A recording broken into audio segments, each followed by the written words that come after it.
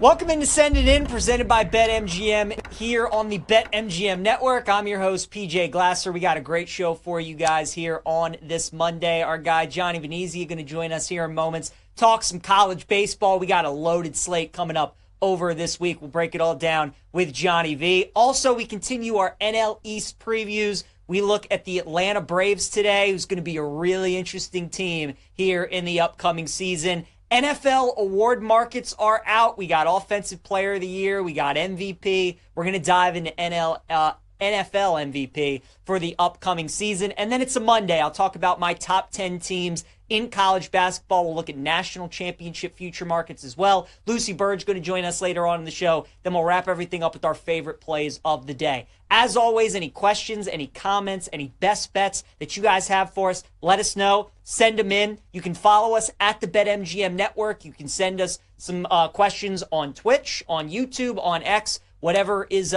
your convenience, and we will try and get to them over the next 30 minutes. If you miss any part of the show over the next 30 minutes, we got you covered with the Send It In podcast, available wherever you get your podcast. Let's get rolling on a Monday. Glasses in session. We go to the Glasser guest line, check in with Johnny Venezia. You can give Johnny a follow on X at _JohnnyVTV, host of the Breaking Bet podcast. Johnny, you were telling me off air, man, college baseball season, couple weeks in, has been really good, but this slate that we have upcoming this week, we got a lot of really good series. What are the series that people should be keeping an eye on for this upcoming week in college baseball? Yeah, listen, the first two weekends, chaos ensues as always. But to be honest, it was so great to have the sport back. But if I'm being honest, the slates weren't that great. That all changes this week. We have a bunch of tournaments headlined by the Astros Classic Foundation down in Minute Maid Park. Have that every year. This has some really good teams with great matchups. You got A&M, Arizona, Tennessee, OK State, Mississippi State, and Rice. I'm really, really intrigued by this Tennessee OK State game. First game, you got Liam Doyle going, who's been off the hook since transfer from Ole Miss. Versus OSU, OK State, who's got a loaded lineup, two great offenses in a ballpark that can play very small with those Crawford boxes. A lot of great matchups in that one, as well as the Frisco Classic with LSU, K-State, Nebraska, Sam Houston. So I'm really looking forward to a lot of these matchups, and that's just to name a few. There's a lot of different ones where there's going to be betting advantages throughout the weekend, Peach. Johnny, you obviously watch all these teams, man. You know which teams at this point in the season are teams that we want to bet on or teams that we want to fade. Give me some teams that you've noticed are some good fades early on here in the college baseball season. It's so early in the year, right? 2 weeks in, but I love overreactions. That's what I do. I overreact, and I'm very dramatic. Oregon State, I talked about last week as, wow, this offense is a wagon. They put up 48 runs. They're pitching. They have a lot of high-octane arms. They start out the weekend great. We gave out Oregon State as a winner over Virginia on Friday on You Bet or You Bet. And then, boom, their pitching gets lit up by Oklahoma and Minnesota yesterday on a bounce back off a loss against the Sooners on Saturday. Their pitching got destroyed, walks, defensive errors, absolute disaster. Oregon State is a very good team. But the fact is their offense, despite how talented they are leaving way too many runners on base. They're making errors in the field. Their pitchers are walking too many batters. So right now, even though it's hard for me, I got to stay away from the Beavers. They cost me a lot of money this weekend. And the other team, Virginia. UVA was a team that I was so high on. They were one of my key 3 bets to win it all. Tier 1 team are off to a very slow start. They lost 2 games this weekend. Their offense is lost. They look like they're sleepwalking out there right now, and their pitching is not good enough to make up for that. So I think right now, and it's a shame because their top 10 teams, UVA, Oregon State, stay away from me till further notice. All right, very good. Yeah, on BetMGM right now, Virginia 10-1 to win the College World Series. Johnny, let's talk about some teams that you do like to win the College World Series. We do this with you every Monday. We talk about your futures portfolio, teams that you've bet to win the national championship, any teams you have your eye on maybe down the board that people should take a look at. Well, obviously, I have the preseason portfolio starter with LSU, A&M, Virginia. That's what I've been talking about all preseason, and I still believe that. It's early, right? These teams should at least get it together. UNC, I added throughout the week. We talked about that one as well. But if I'm looking at some teams that I think are worth at least keeping your eye on, if you don't want to pull the trigger right now, the Texas Longhorns were a team I had preseason to make Omaha. 30-1 right now you can get them at to win it all. Jim Schlossnagle brought together a very good group. That Longhorns offense is loaded. Their pitching staff has some really good arms. Jared Spencer, Luke Harrison, a couple big guys out of the bullpen. Once they start to really gel, I think this Longhorns team can be very good and make some noise in the SEC. And a little bit further down the board, I don't think they're going to win. And if you want to take a 100-1 nibble on Arizona State, they're so fun to watch. I tweet about them all the time. They're my Big 12 preseason winner. Their offense is disgusting. Might be a top 10 offense by the time it's all said and done. Highlighted my guy Brandon Compton as a Golden Spikes candidate last week. I took a ticket on him. Teams are afraid to death to pitch to him. Oral Roberts walked him 8 times this week, and they walked him 4 times yesterday. This kid will not be pitched to right now, but eventually they're going to have to because there's too many contributors around there. They hung 33 on Ohio State last weekend, hung 28 on Oral Roberts this weekend. The pitching has some juice with Ben Jacobs as the Friday guy and Jack Martinez is the Saturday guy. The bullpen needs some work, so that's obviously the one bugaboo. That's why they're 100-1, but plus 650 to make Omaha. I think this team is a real dark horse. If that pitching can get under control, the Arizona State Sun Devils are going to surprise a lot of people in Willie Bloomquist's 4th year. Anybody outside of Brendan Compton that you bet to win Golden Spikes here recently? Well, I got my guy Max Bailu from Texas. This kid's a freak. He's batting .525 to start the year. This was a guy I had in my key 3 portfolio preseason as well, and I talked about him last June as a guy I would bet for 2025. Off to a magnificent start. He is the guy for a loaded Longhorns lineup. I still believe in Nolan Schubart. His start's been decent. He's batting .370. The power's not there yet, but it will come for him. OK State had a delayed start to their series. They actually play their second game against UT Arlington this afternoon. I still believe in Schubart. There's 18-1 out there. I got to be honest, too. Henry Ford at 25-1 has gotten off to a miserable start. I do believe he will find his way back there eventually. Good value to get on him right now. Compton was a guy I did add, but right now, based on the prices, I'm not betting anybody else in comparison to what the numbers they have. Those are the 4 guys I'm content with. Ava Arquette from Oregon State had a monster weekend, but his price got slashed from 30-1 to 8-1 in the midst of a 450 average with a 1,500 OPS. This kid's ripping, but not bettable. Johnny, got about a couple minutes left. Everybody can obviously see. They all know how deep in the weeds you are to college baseball. So I want to get your thoughts on these Rookie of the Year markets that we have in Major League Baseball. I want to start with the National League because I think it's really interesting that Roki Sasaki, who's going to be a rookie for the Dodgers this year, is the favorite at plus 200. Rare that pitchers end up winning this award. Who do you like for NL Rookie of the Year? There's a million different guys. This might be the most loaded rookie class on both sides we've seen in over a decade. There's so many talented arms. And like Roki Sasaki, Dylan Cruz, Matt Shaw. Cruz and Shaw were 2 guys before the numbers came out I really liked because I watched them a lot in college. But I'm looking further down the board.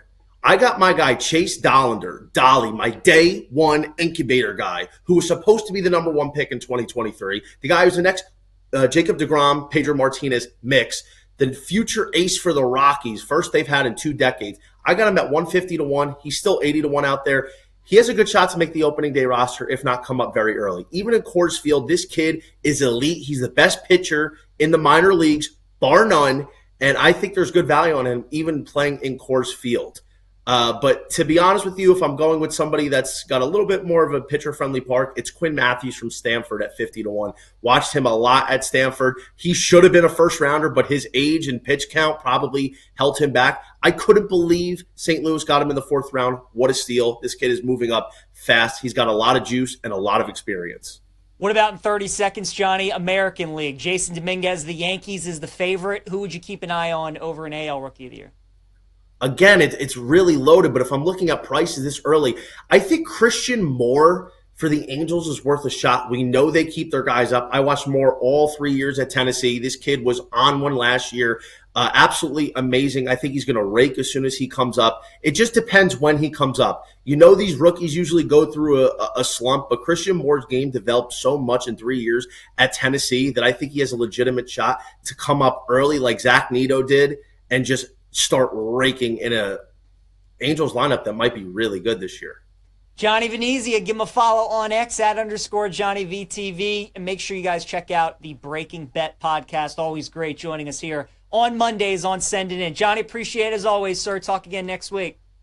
Yep, thank you so much. Absolutely. All right, guys, let's continue our MLB previews here on Send It In as we look at the Atlanta Braves for the upcoming season. I'm going to be honest with you guys, of all the teams that we previewed so far in Major League Baseball, the Braves are one of the more interesting cases because we know how good they've been over the last 5-6 years. Their organization is towards the top in Major League Baseball. I think every baseball fan wishes that their team was the Atlanta Braves, in the sense that when they have a young superstar, the Braves lock them up. They sign them to a long contract, and those guys are Braves forever. Ronald Acuna signed a long-term deal, Austin Riley, Ozzie Albies, Spencer Strider, all these guys. The Braves understand when they have a young player who's going to be really good, they lock them up. Michael Harris, same thing. So many teams around Major League Baseball don't do this, but the Braves do. So obviously their roster is pretty much the same year to year. What makes this year so interesting, though, is obviously how bad last year went for Atlanta. After having a historic offense 2 years ago, I mean, last year, man, they were just decimated by injuries. They lost Spencer Strider for the year. They lost Ronald Acuna for the year. They had so many injuries. But then they also had some bright spots. Chris Sale went on to win NL Cy Young. Marcell Ozuna had an unbelievable year. I think a lot of people are expecting an Atlanta Braves bounce back.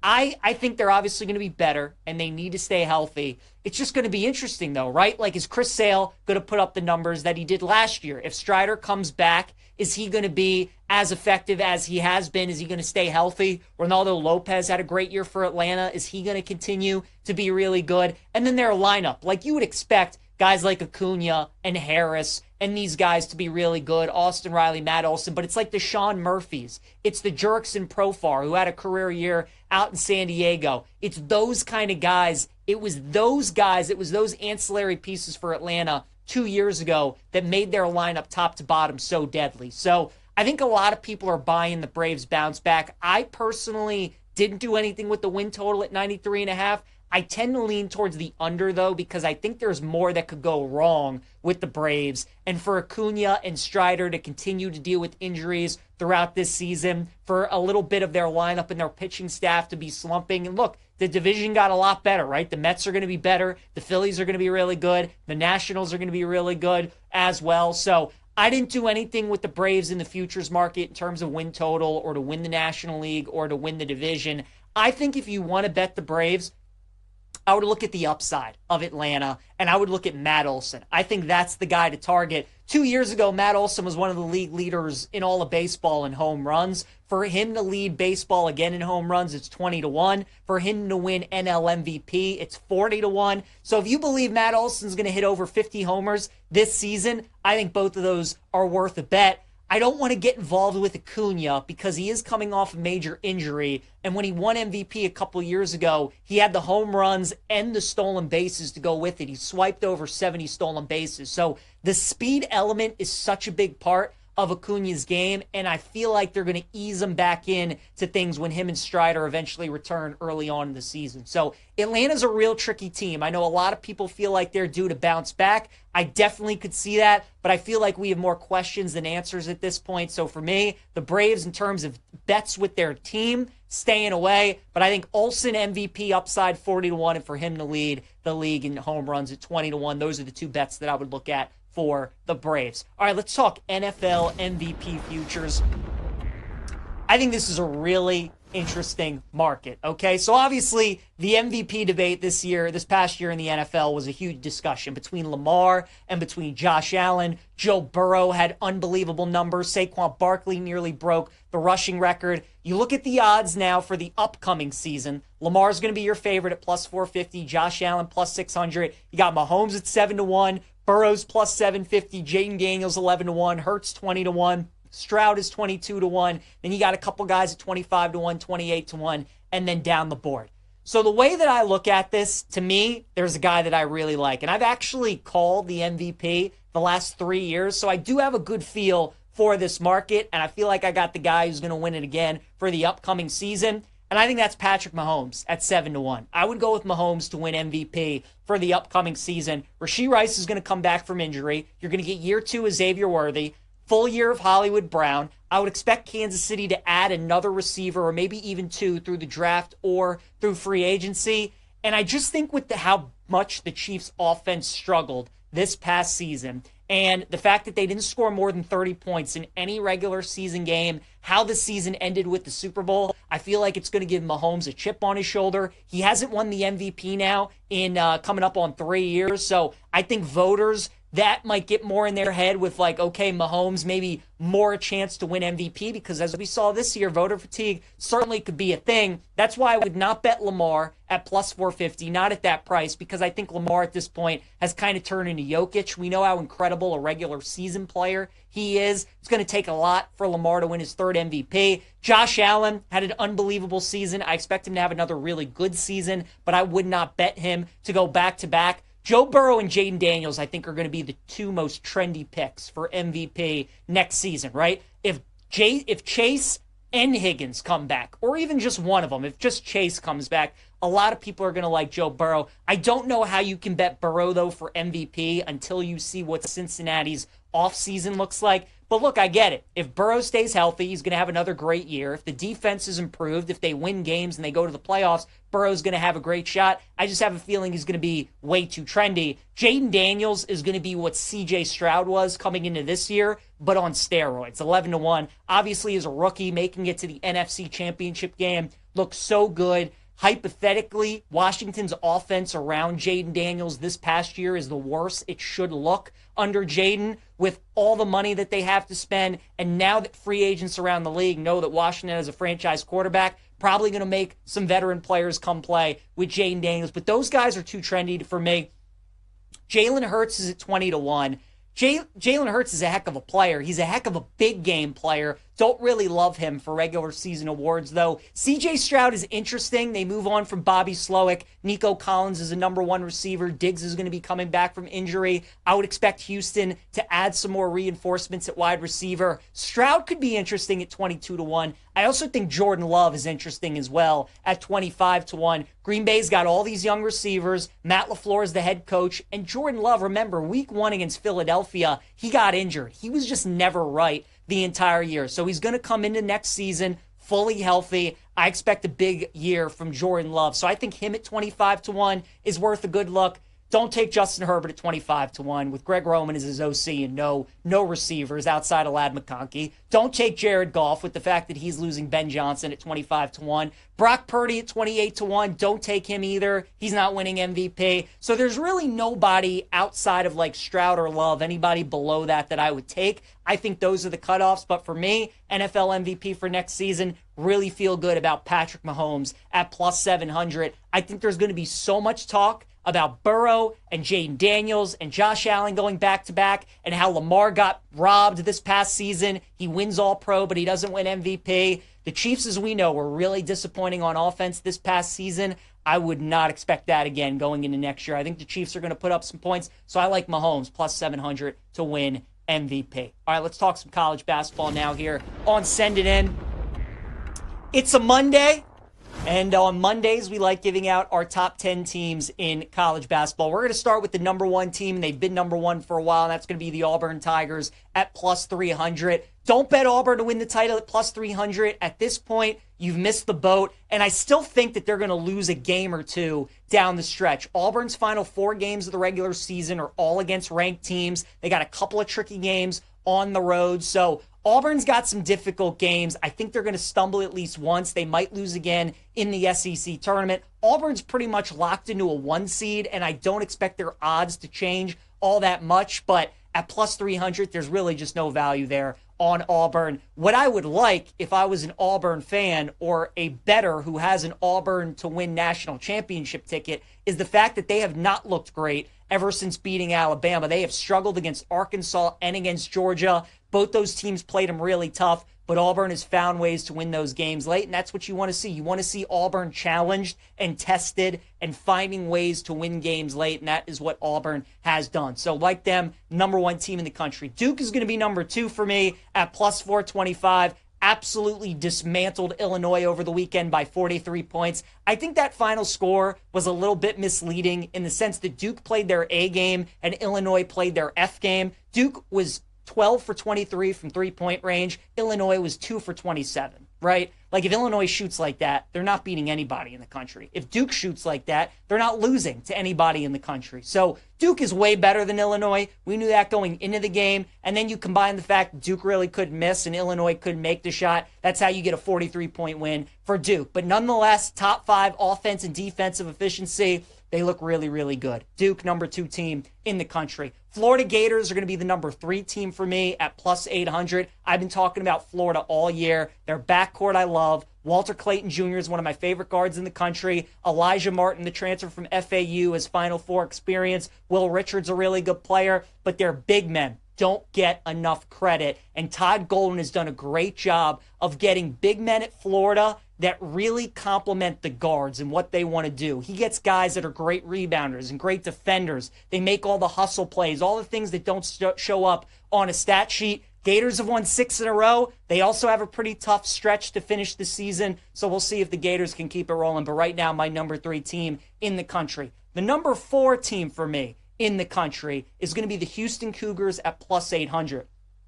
Now, even though I think Houston is one of the best teams in the country, I would not bet Houston to win the national championship. I've seen Houston become a very popular national title pick over the last couple weeks, and it makes sense, right? They're rolling through the Big 12. They've only lost 1 game. They're undefeated on the road in Big 12 play. They're at the very worst going to get a 2 seed, maybe have a shot at getting a 1 seed. Their defense is elite. They're number 7 on offense, according to Ken Pom. But the thing you guys have to remember is that 100% of the national champions, going all the way back to 2004, have been inside the top 12 of the Week 6 AP poll. And Houston was ranked 15th when that Week 6 AP poll came out. So they are not inside that top 12. Why is Week 6 significant? Because it's usually the point in the college basketball season where the non-conference schedule is over and teams are starting to gear up for conference play. And we don't take enough stock into what happens in the early part of the college basketball season. When those teams are playing those tournaments during Feast Week on those neutral sites, it's really the best kind of test that we get before March Madness, right? There's no home court advantage, no teams on the road. You get split crowds. You get to see how players react to certain situations. Houston lost 3 games in the non-conference. Now, granted, 2 of those games were against Bama and Auburn, but nonetheless, Houston did struggle in the non-conference. So even though I think they're a really good team, I would stay away from them to win the national championship. Bama, for me, is going to be the number 5 team in the country at 11-1 to win the national title, but I would not bet Bama to win the national title. Defense is just not good enough, and they're not a good enough three-point shooting team as they were last year, especially. Starting to worry about Bama a little bit. Their schedule's brutal here down the stretch. I think there's a chance Houston could end up with the final number 1 seed, and Bama could drop to number 2. St. John's, the team that everybody's talking about right now, is going to be my number 6 at 25-1. I don't think St. John's can win the national championship. They certainly can go to the Final Four. When Pitino's your head coach and you have a defense as good as they do, you can win a lot of games. But eventually in the tournament, there's going to need to be a game where they need to win in the 80s or the 90s, and I just don't know if St. John's is going to be able to do that. Iowa State will be number 7 for me. Cyclones were without their 2 best players against Houston on Saturday, and Curtis Jones and Keyshawn Gilbert, so it's tough to really know how that game could have gone. Iowa State's kind of had a little bit of a tough stretch during conference play, but if they get healthy, dangerous team to watch out for. Missouri's going to be the number 8 team for me. I love Mizzou. I've been talking about them all year on this show. Their offense is lethal, and when they're hitting their shots, they can beat anybody on any given day. Texas Tech's going to be my number 9 team. They play Houston tonight with a chance to sweep the series and give Houston the only loss to a Big 12 team. They could potentially move up. And then my number 10 team is going to be the Maryland Terrapins, one of the best starting fives in all of college basketball. They call them the Crab Five, and they are legit. They can shoot, they can score, they can defend. They're really good. So keep an eye out for the Terps at 50-1 to win the national title. All right, let's go to Lucy Burdge checking in the Lions Den. Make sure you guys give Lucy a follow at Lucille Burdge, BetMGM Network writer and host. Lucy, loving the pink today. Thank you, PJ. Give us some winners, Lucy. What do you like today on this Monday? Yes, I have 2 picks for tonight, both in the NBA. Jazz plus 4.5 against the Trailblazers. The Jazz have covered 3 of their last 4 spreads and 6 of their last 7 at home, while the Trailblazers have failed to cover their last 3 on the road and 4 of their last 5 overall. Jazz are averaging more points scored per game than the Trailblazers at 112 to 109. So I like the Jazz to cover this spread tonight. And I also like the Pistons plus 2.5 against the Clippers. The Pistons have also been covering lately. They have covered their last 4 and 6 of their last 7. They're also on a 6-game winning streak, and the Clippers have not covered in their last 3, and they've also lost their last 2. And on the road, the Clippers haven't covered in almost a month. The Pistons have covered 4 of their last 6 at home. Both teams are on the second night of a back-to-back, so the fatigue disadvantage is evened out here. The Pistons have the advantage being at home, so I'm taking them to cover here plus 2.5. All right, very good. Lucy, we're talking NL East teams now on Send It In. We've talked about the Mets. We've talked about the Phillies. The Braves, for me, are a real tough team to break down this year because of how much they were injured last year. There's no question how talented they are. What are your thoughts on the Atlanta Braves for the upcoming season? Are you a believer in the Braves? I am a semi-believer. I think they'll have a solid season. I think they will make the playoffs. However, they have a very high win total set for them this year, especially for being in a very stacked division. They lost Charlie Morton. They lost Max Fried. Spencer Strider coming back. They have Chris Sale, but I would lean the under of 93.5 wins. They had 89 last year. I think they will have a similar type of season. They could win 89 to 91 games. So I think they'll make the playoffs, but I would take the under on their win total for this year. Lucy, what I love about the Braves futures market this year is that Spencer Strider, 35-1 to win NL Cy Young. Ronald Acuna, 35-1 to win NL MVP. Now, somebody on this network, I can't remember who, correctly predicted NL Cy Young last year, a guy, member of the Braves. So I figured you would be a good person to ask this question to, Lucy. Would you rather bet Strider or Acuna at 35-1? So I would rather bet Acuna because I am taking Paul Skeens to win the NL Cy Young this year, which isn't, it's not the hottest take in the world, but Paul Skeens to win NL Cy Young. So I would not take Spencer Strider, and I would take Ronald Acuna Jr. He won this in 2023 unanimously, so I think he could come back and have a big year. So of these two, I would take Ronald Acuna Jr. to win NL MVP. All right, there you go. Lucy Burdge joining us here during the Lions Den. Make sure you guys are following Lucy on X at Lucille Burdge, BetMGM Network writer and host. Lucy, always appreciate the time. Talk to you soon. Thank you, PJ. I'll talk to you soon. Sounds good. All right, guys, let's wrap the show. PJ's plays here on Send It In.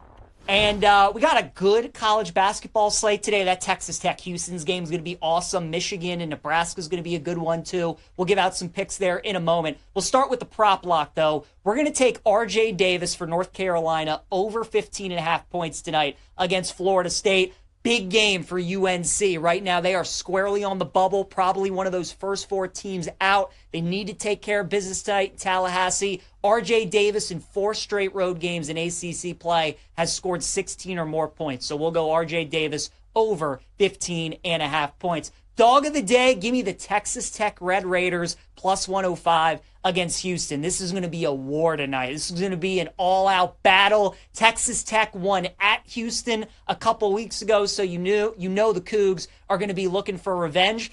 I don't think they're going to get it, though. Not in Lubbock tonight. Give me Texas Tech in what should be a really good game, plus 105 on the money line. And then finally, my favorite bet of the night is going to be Nebraska as a small underdog, minus 102 on the money line against Michigan. I think Nebraska should be like a minus 2.5 point favorite tonight in this game. Fact that they're only minus 102 on the money line, I don't agree with that price. So I'll take Nebraska tonight, money line against Michigan. Thanks again to Johnny V, Lucy Burdge for joining us on the show today. Isaac Shade, Nick Kenyon, join us tomorrow. We'll see you guys then. Have a great rest of your day.